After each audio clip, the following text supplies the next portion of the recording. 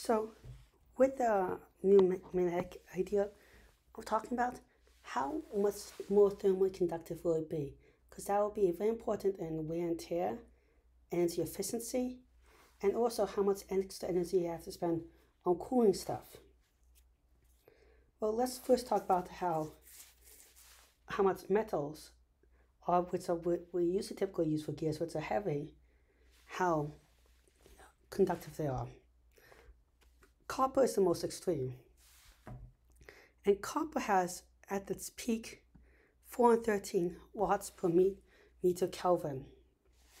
But it varies depending type from 309 to like 390 to as low as 111 for more the brass one, which isn't pure copper at all, but that's all considered very highly thermoconductive.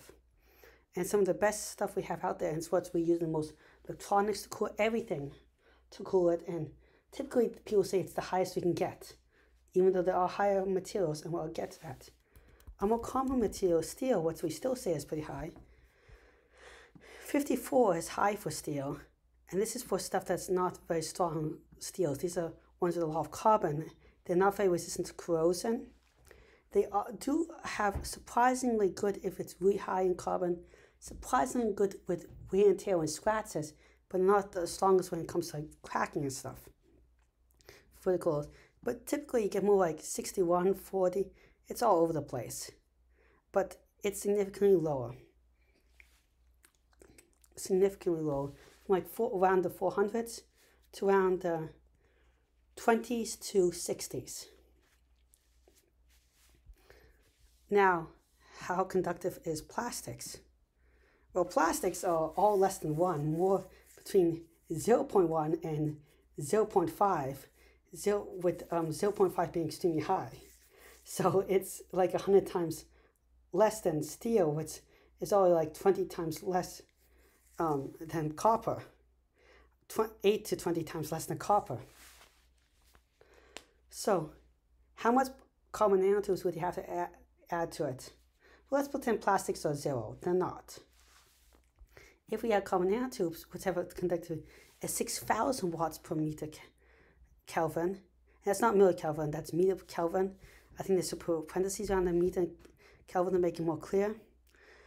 We only have to add 7% by weight, about 7%, if we want to get all the way to, actually less than 7% to get all the way extreme to the perfect copper.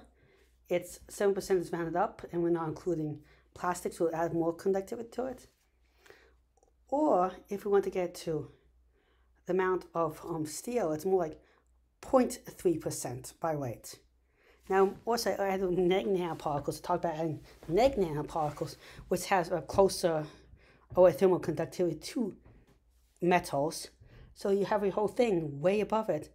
I mean, this will actually be able to disperse heat. Some of the best if we get to like 20% by weight common nanotubes or something. Ridiculous. One of the best dispersions of heat, a lot less cooling. Now, heat dispersion does take, if something is twice as amount conductive, it's not always, it means that you get twice as much heat away, because you also have to transfer it to the air, and that can be a major slowdown.